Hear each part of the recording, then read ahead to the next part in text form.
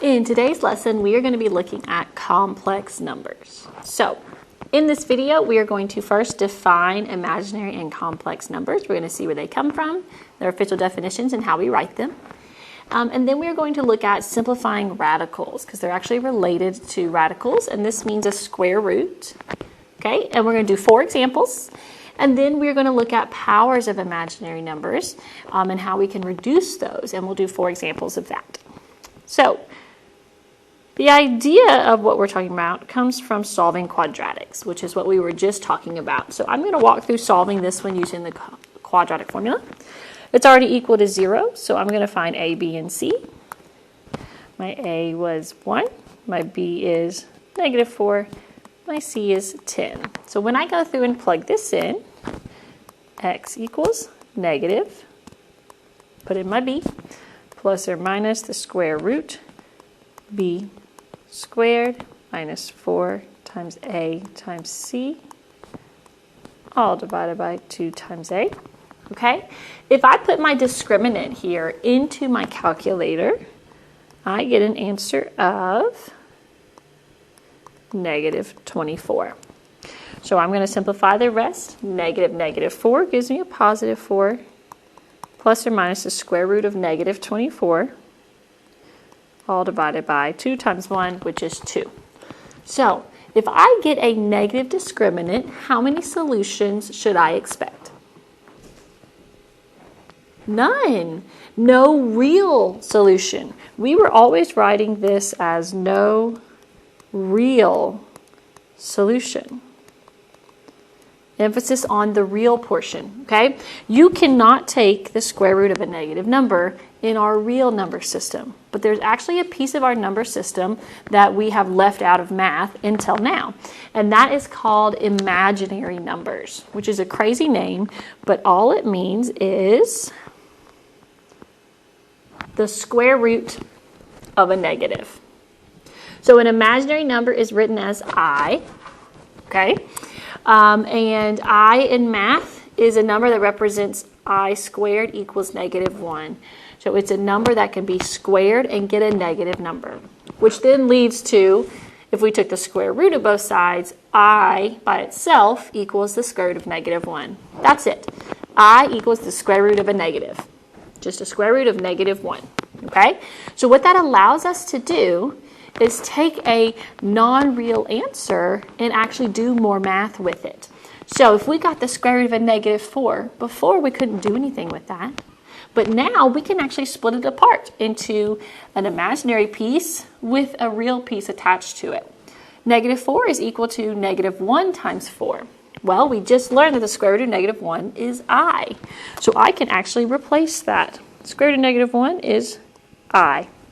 Square root of 4 is 2. So what this really is 2 times I. So I would write this answer as 2I. Okay?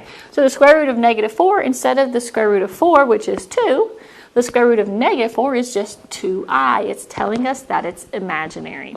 And so I can do more things with that in math. And we're going to learn that later in the week. So knowing what an imaginary number is leads to what a complex number is. A complex number is a number that has a real and or imaginary piece. This is important here. We always write complex numbers in the form A plus BI. Okay? A is your real number. BI is your imaginary number. Okay, so these numbers actually have 2 pieces. And here are some examples. So here's 3I. That's an imaginary number, which can be a complex number. It just has an imaginary piece. You have -5 plus 7I. That can be a complex number. It's written in the form A plus BI, right? So it has real and imaginary. Or you can have just a real piece, 21, and that still can be considered a complex number. So all numbers that we know fit under the system complex numbers. Okay? So if I say a complex solution, I mean that it could have an imaginary piece. So let's practice simplifying radicals that are imaginary. So all I've got to think is, what is the square root of 49? Okay, well, the square root of 49 is 7. But this isn't the square root of 49, it's the square root of negative 49. So that means that my answer was actually 7i. Okay? So I want you to take a minute and see if you can simplify the square root of negative 100. Okay, so that negative 4, we can't do anything with that. That's already real. The square root of 100 equals 10. So the square root of negative 100 equals 10i, right? Because it's negative, it has the imaginary piece. So I can rewrite this complex number as negative 4 plus 10i. And we are always writing it in the form a plus bi. Okay, a real part first, then the imaginary part. Okay, example 3. Square root of 36. So I put this in here because you want to be careful. The square root of 36 is 6. It's not imaginary. Okay? So don't just assume that now that you see a square root, you're going to have an I. It's only if the square root has a negative underneath it. So the square root of 36 is 6. 6 plus 6 would be 12. Okay? Now it is possible that you get something out of the square root that you can't take the square root of, right? So square root of 49 is a whole number, 7. Square root of 100 is a whole number, 10. Square root of 36 is a whole number, 6. Sometimes it'll give you a decimal, okay? These are called perfect squares.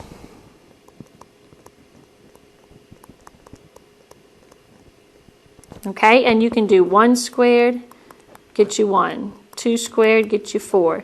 3 squared, get you 9. 4 squared, get you 14. 5 squared, get you 25, and the list keeps going. These are all your perfect squares, and you need to know them. Okay, so if you get a number that's not a perfect square, we're actually going to break it apart. I want to just think about the square root of 50. And I need a perfect square that I can multiply by a number and get 50. So if I look at my list, I see 25 can divide into 50. 50 can be rewritten as 25 times 2. Okay? I'm doing this so that I can have a perfect square in my problem. So I'm going to rewrite my square root of 50 as the square root of 25 times the square root of 2. Okay, but now I can see I can simplify something. I can simplify the square root of 25. And the square root of 25 is 5. The square root of 2 cannot simplify, so we just bring it down. Okay, so the square root of 50 is the same as the square root of 25 times the square root of 2. Square root of 25 is just 5. Square root of 2 we're going to leave. We don't want a decimal. So the square root of 50 is equal to 5 square root of 2. Now, let's go back up to my problem. It wasn't the square root of 50. It was the square root of negative 50, which means we should have I in my problem. And when you get a problem like that, your I is always going to go in front of the square root, or what we call a radical. Okay? So we want to say 5I square root of 2. And that's how you would simplify a non-perfect square. Okay, the last thing we're going to look at in this video is powers of I. So I to a power actually has a repeating power, or repeating pattern. I to the 0, anything to the 0 is 1. I to the 1, anything to the 1 is itself. I squared, we learned up before, is equal to negative 1, okay? And then I to the third we could think about. I to the third is the same as I squared times I, right? Well, I squared is just a negative 1, so negative 1 times I is equal to negative I. And if we continue to do I to the fourth, I to the fifth, I to the sixth, we would see that it would start back over. So we have a pattern we can use. So I to the fourth would be 1. I to the fifth would be I to the 6th would be negative 1, I to the 7th would be negative I to the 8th would circle back over. So it repeats over and over again every 4. So we can use that to help simplify these problems. I need to know how many times it goes through the cycle. And since I'm repeating every 4, I need to divide my exponent by 4. So I'm going to take 47 and divide by 4. If you're looking for a remainder, okay, I don't want a decimal. I want to know how many times does 4 go into 47. So let me actually do it with long division. 4 goes into 4 one time. That would be 0. Oh, sorry, that would be 4, which would give me 0. Bring down my 7. 4 goes into 7 one time, which would be 4. Okay, so 4 goes into 47 11 times with a remainder of 3. So I'm not worried about this 11 times. All that means is that I cycled through here 11 times. All I want to focus on is where I ended. Well, I end with my remainder, okay? If my remainder is 3, that means I ended at at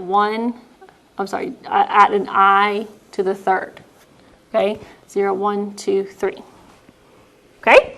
So that means that I to the 47th is the same value as I to the 3rd because my remainder was 3. So it told me I was right here in my pattern. That's where I ended. And I to the 3rd we know is equal to negative I. So my final answer is negative I. Okay, let's look at example 2. How many times does 4 go into 22? So we're going to do 22 divided by 4. Okay, what is my remainder? All right, let's try it out. So 4 doesn't go into 2, but it does go into 22 5 times, which would give us 20, with 2 left over. Okay, so it goes into there 5 times with a remainder of 2. All right? So that means that I to the 22 is the same as I squared. My remainder of 2 tells me where I'm ending in the pattern. I'm ending on the squared term. So I to the 2, which we know is the same as negative 1. Okay. Now the reason we want to be able to simplify these powers of I is because it keeps our problem simple. So when we get a problem like this where we're multiplying our i's, we can then go back and simplify it down. So here I have 2i times 3i squared. I multiply the coefficients, then I multiply the i's. So 2 times 3 is 6.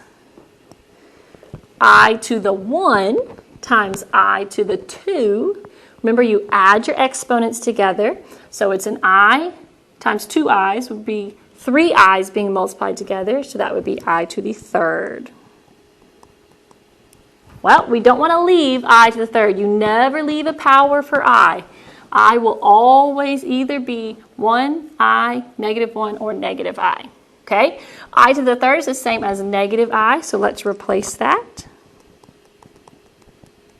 All right? So I to the 3rd equals negative I, so instead of I to the 3rd, I'm putting negative I. 6 times negative I, well, that's like a negative 1. So 6 times a negative is negative 6, and then my I. So this is equivalent to negative 6i. Okay? Take a minute and see if you can do example 4. Okay, so 4 times 3 is 12. I to the 1 times I to the 4. 1i multiplied to 4 i's is a total of 5 i's being multiplied. So I to the 5th. Okay, I to the 5th, oh, it's not on my list, right? But we remember after 4 it repeats. So I to the 0, I to the 1, I to the 2, I to the 3, I to the 4, I to the 5. So 12 I to the 5th is the same as 12 times I to the 1st, which is just I.